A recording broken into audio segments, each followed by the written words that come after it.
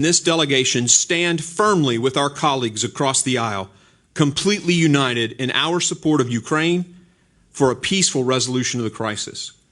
And I want to thank Chairman Meeks and his amazing staff for putting this together, and I want to thank the tireless efforts of our embassy assisting us making this happen.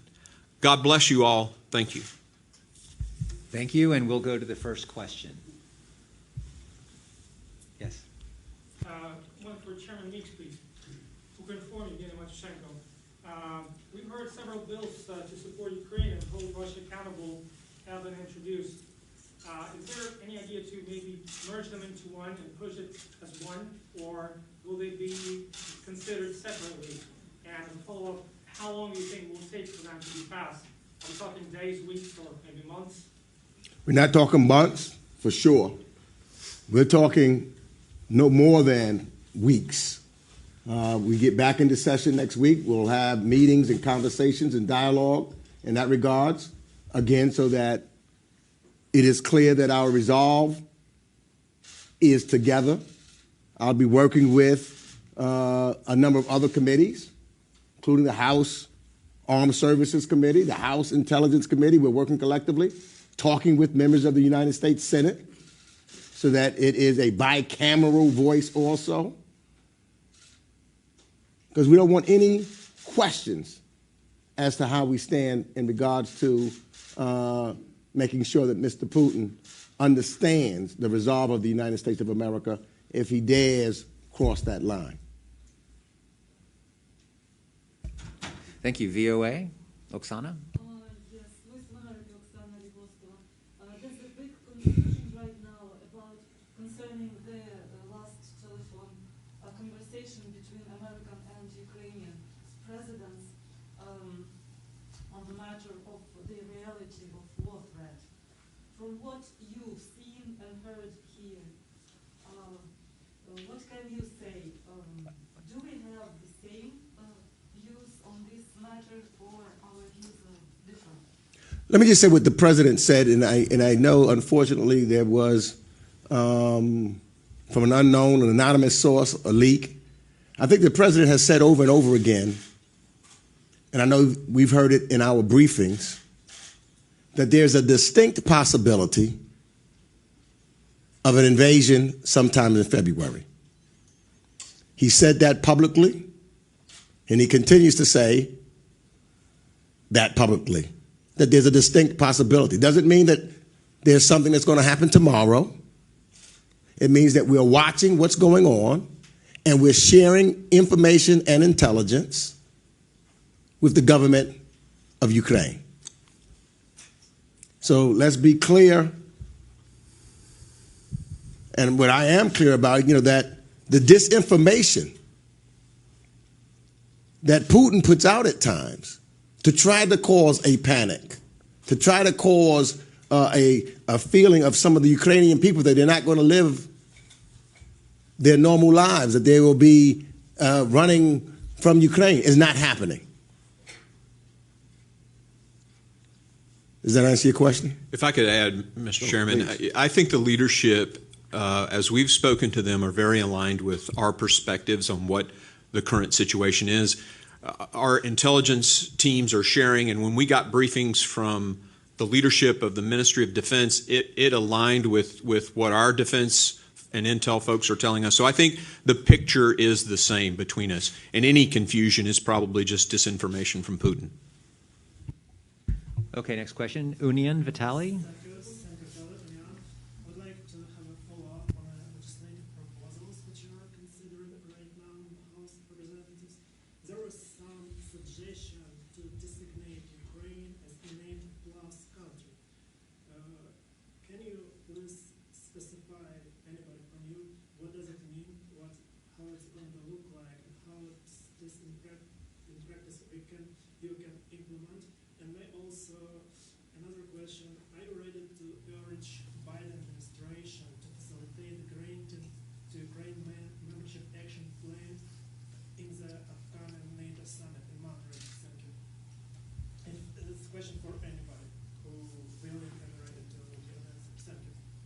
Anybody want to answer before I do?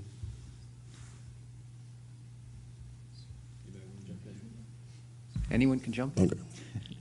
Go ahead, Barra. This is Congressman Ami Barra. Congressman Ami Barra from California.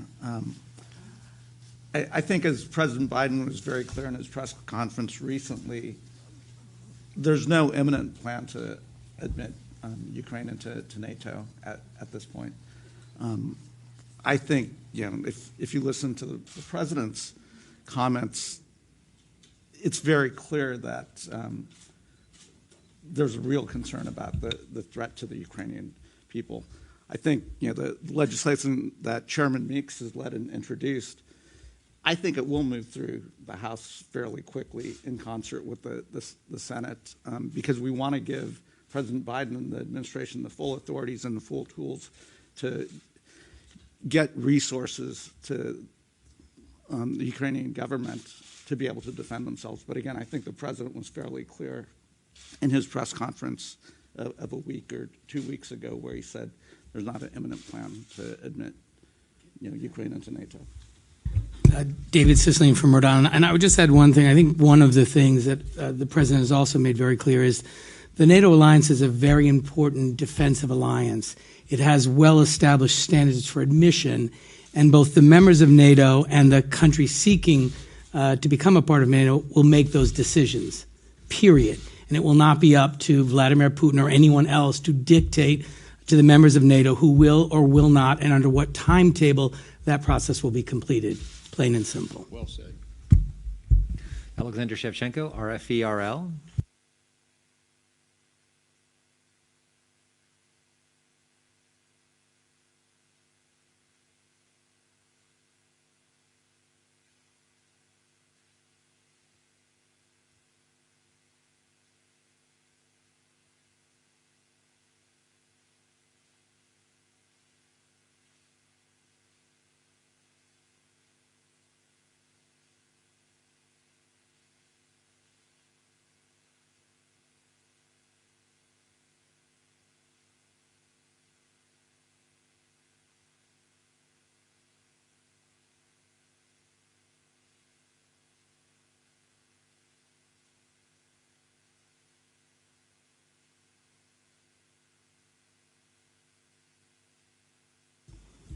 Sure. I would say that the discussions are ongoing. There are people who feel very strongly on both sides of that decision, and so I would submit that that discussion is still ongoing at this time, and I'm not aware of any decisions that have been made.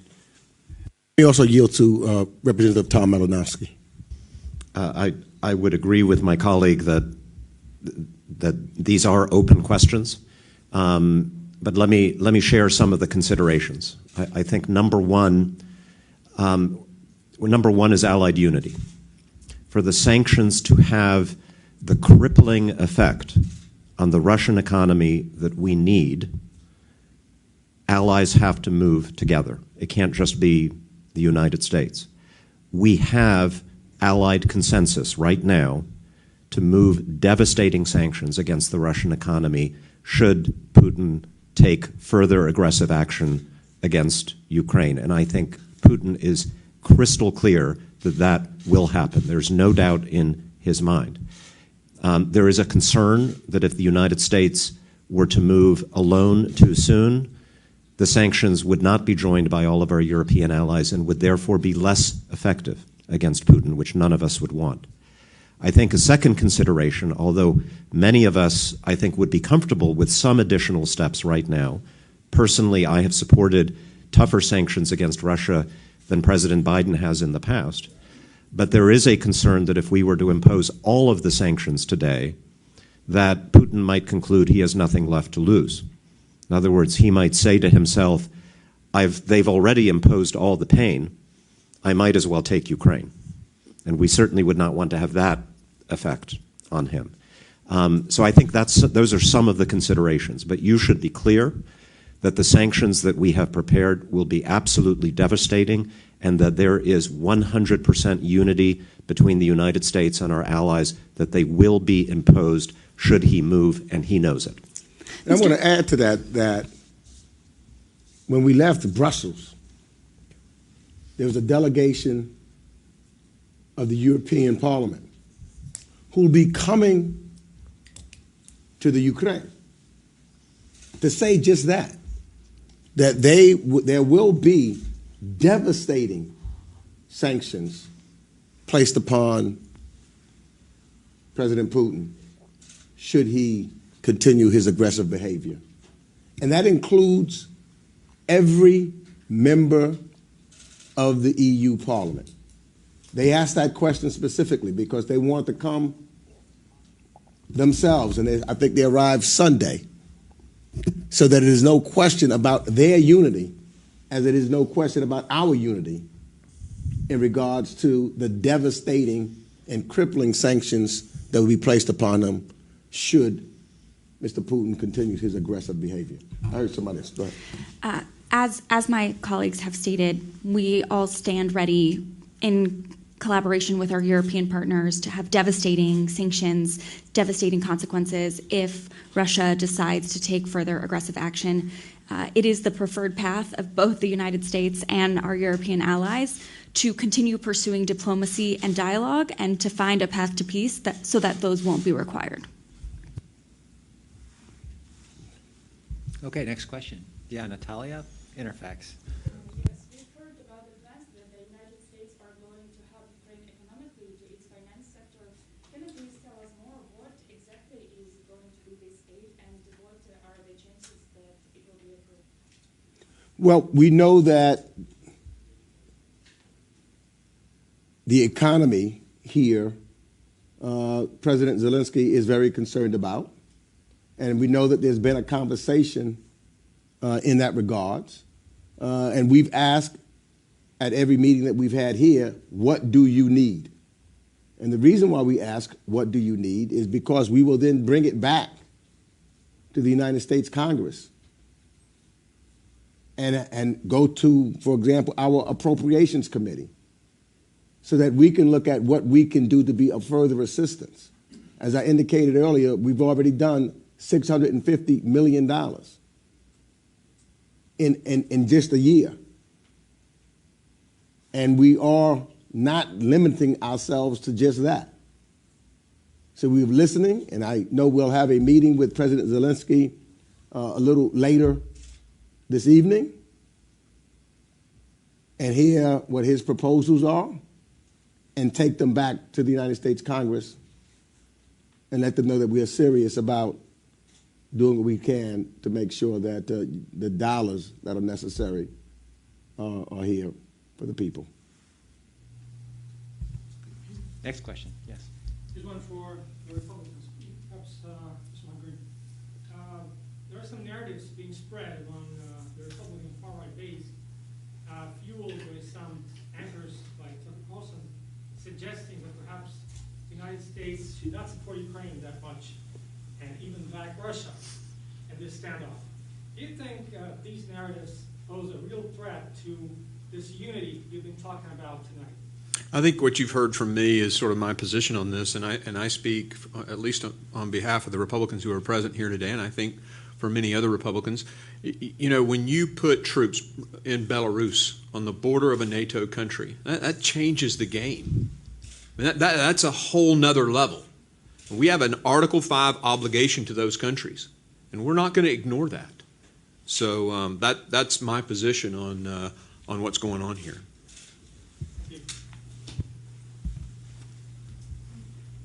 Yes, Oksana, go ahead. Everyone today is talking about land lease, so-called land lease. What are the chances of this legislation to be adopted, and what's in it? Do you have stingers for Ukraine in this legislation? Thank you. I didn't, is that land lease? Land lease. Oh, land lease. The weapon systems. You want it? Right. So there has been lethal aid given for some time now. There is more lethal aid coming, including the javelins, and you asked specifically about the stingers. We have allowed for the Baltic states to make a transition of those, and so yes, we're helping all we can.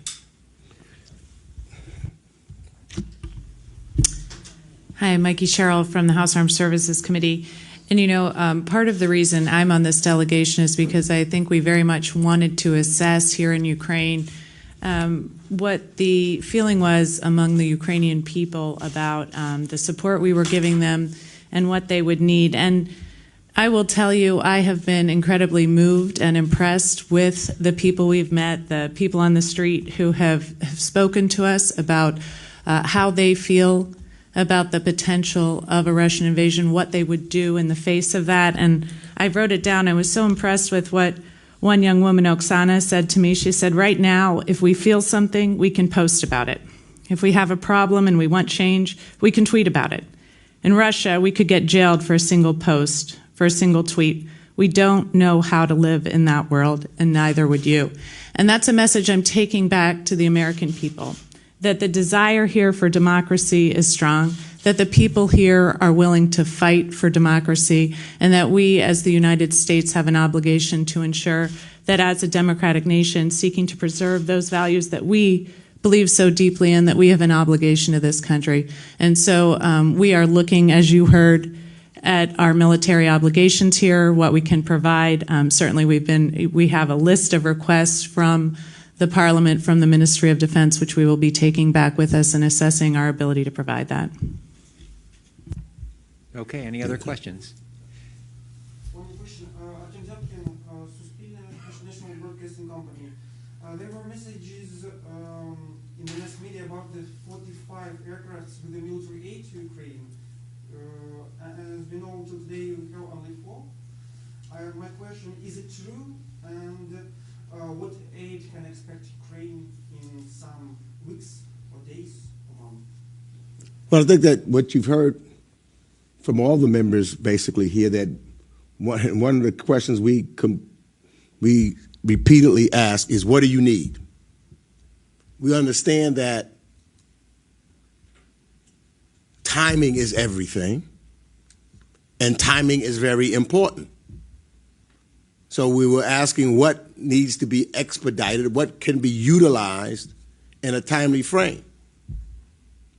The reason why President Biden talked about a distinct possibility of an intrusion is because we know weather has a consideration also.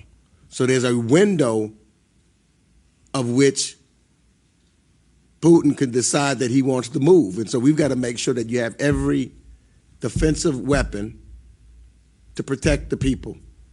And that process is taking place as we speak. And we're working on that to make sure that, and that's the reason where when we get back, we'll be going back to our respective committees to make sure that there's a follow-through in that regards. Okay, thank you. We have time for another question, or we'll wrap. Yes, go ahead. Israeli TV. Consider to send boots on the ground in some states. Now, as indicated by Representative Green, as indicated by the Ukrainian government, they're not requesting troops on the ground. What they have said is, we will fight ourselves. If it comes to that, we are ready to fight. Just help us with the equipment so that we have what we need to defend ourselves. So there is no statements that have been made of troops on the ground and no requests. It's clear to me that the people are firm that they want to stand and maintain their independence and the freedoms that Vladimir Putin threatens. I'd like to add a little bit to that and to affirm that there has been no statement on either side about boots on the ground.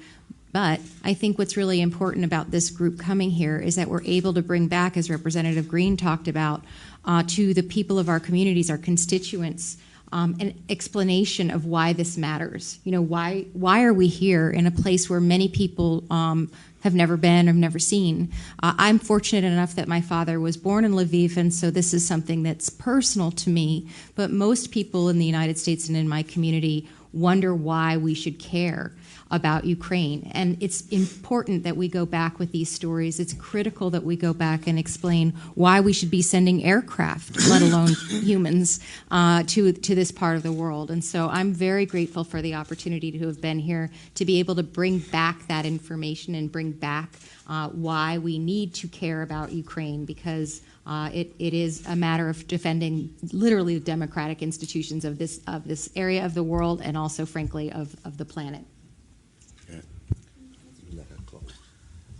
Let me just add one other thing. It's easy for us to forget, but talking to the Ukrainian people, talking to the government, this isn't a new fight for you. Your country was invaded in 2014. This has been an ongoing fight for the last 8 years. So you've been defending your country. You've been, people have been dying in the defense of this country. And I walk away with the impression that the Ukrainian people are ready to fight and defend your democracy, your rights. As the world's oldest democracy in the United States, the principal value of democracy is that people get to determine their path forward. That's why this is important to the United States. That's why this is important to all freedom-loving people around the world. Because there are autocrats like Vladimir Putin, he can't win this fight. That's why it matters to us. That's what matters to your citizens. And that's why we have the full confidence that at the end of the day, we will all prevail. Representative Sports. Thank you, Mr. Chairman. I want to reassure you that the United States and European Union have a clear understanding that all of European security is at risk. I also want to reassure you that the United States will always remain committed to our allies and promoting peace, stability, and freedoms around the world. And I would also like to encourage the Ukrainian people to stay united and be ready. Freedom is never free and never easy, but it's worth it. And I'll say it in Ukrainian. Свобода ніколи не буває безкоштовною і легкою, але вона того варта. May God bless you and the Ukrainian people. I just want to make sure that we emphasize that the United States commitment to our Article 5 commitments to our partners in Europe, especially to our NATO allies in the East, is ironclad.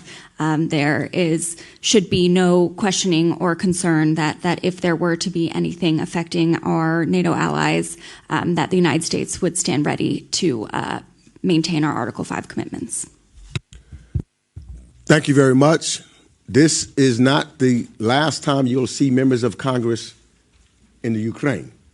We will be coming and standing with the people of Ukraine and with all democratic and freedom-loving countries like Ukraine. I just close with it because as Representative Green said, this is critical in the year 2022 to not allow someone to just come and take sovereign lands. Just as we will never accept the fact that Putin and Russia is now occupying Crimea. Crimea is sovereign territory to the Ukraine. And I want that message to be clear also. We cannot have the taking of land of a sovereign country. And we'll stand united in that regards. Thank you. Thank you, everyone.